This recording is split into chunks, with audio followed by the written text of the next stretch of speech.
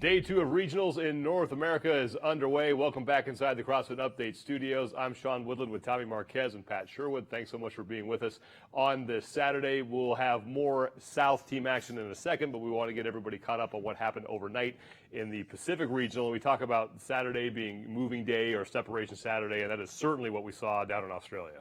And, you know, some people decided they didn't want to move. They were happy where they were, like Ms. Cara Webb. And some folks, like we'll talk about with Frankenfeld, he had a great day, needed to. Yeah, and I'm losing sleep because as we're trying to go to bed here, these athletes are putting on a show, which means I can't fall asleep. And we have to show up here early in the morning. You know, it's tough. Yeah, the Pacific Women's Competition, we're going to start there. The top 4 athletes in that competition have really started to separate themselves. 4 of the 5 are above the 400-point mark. 3 are Games veterans, Cara Webb, Tia Toomey, and Alethea Boone, and then Robertson Beath would both be making their first trip to the CrossFit Games. But Cara Webb is setting that regional on fire, and she is getting even closer now to a 5th trip to the CrossFit Games. It was like, yesterday was kind of low intensity, and my coach said to me, he's like, I'm sorry, mate, but you got lucky. You're going to have to hurt now. So I had to get my heart rate up and get a little bit crazy, but it was good. It was a good CrossFit workout.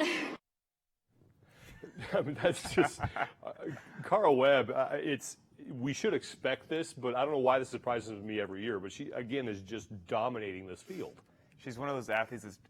She's in a class by herself, and on top of having incredible year-round training, an excellent coach, you know, she shows up ready. What she has between the ears, how willing she is to suffer, and she's enjoying herself while she's doing it. I just don't know how you beat somebody that has that combo. And she's showing us that what she already showed us last year is if she's healthy and she can make a clean run at the games, she can absolutely win.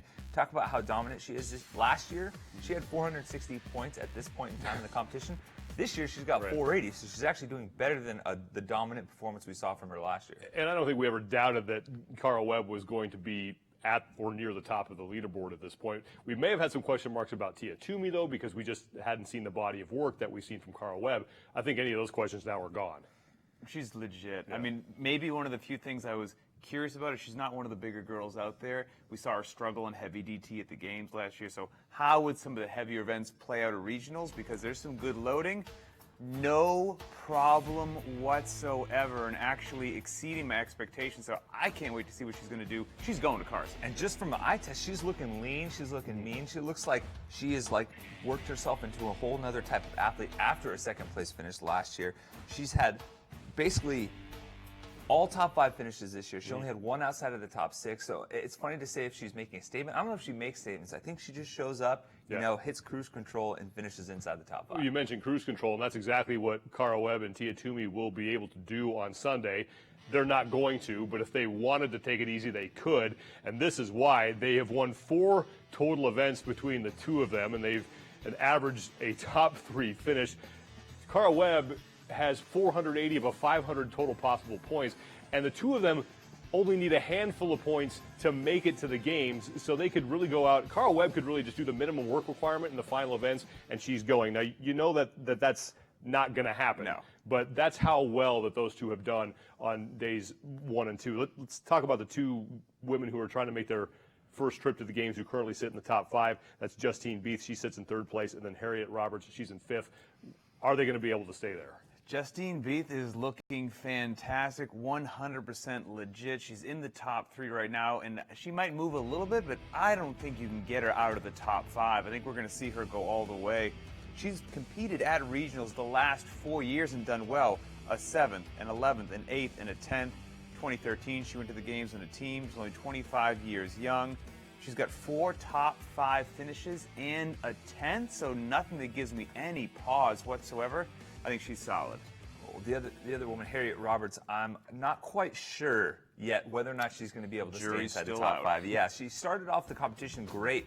3 top 10 finishes, 2 of those inside the top 5. But then she started to slip as day 2 kind of wore on. She had a 24th place finish in the second half of that workout. It was technically event number 4. Then a 17th in event number 5. What I think for her starting on day 3, event 6 is crucial. It's a long, grinding workout that is going to beat these athletes up. If she can perform well, all she has to do is a short workout in event number 7. I think she'll be all right. The name of a Games veteran that we haven't mentioned because she wasn't in the top 5 is Sammy Wood. She currently sits in 9th place. She's 47 points out. What does she have to do to get herself back into contention? I mean, this is not how I thought Sammy Wood was going to look. You know, we follow her on social media. She's obviously not happy with her performance so far. The most staggering statistic to me is we've had 5 events take place. She has not made a single time cap. She's got capped in every single solitary event. So I think she's just slipping this year a little bit. Yeah, she snuck into the games last year on that last event.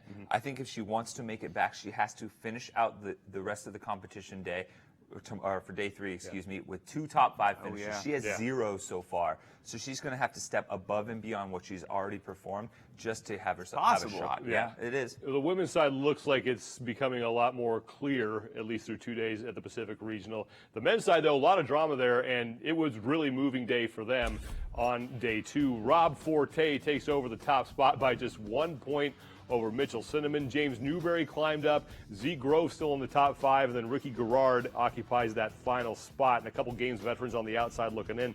We'll talk about them in a second, but Rob Forte has been a fixture in this regional. He's kind of had that thing on lockdown. We see him at the Games quite a bit, and he's proving once again why he is still the man to beat there. Yeah, he had an uncharacteristic finish in Nate, finishing 24th. I thought that was a workout I thought he would do at least decent at, maybe inside the top 10.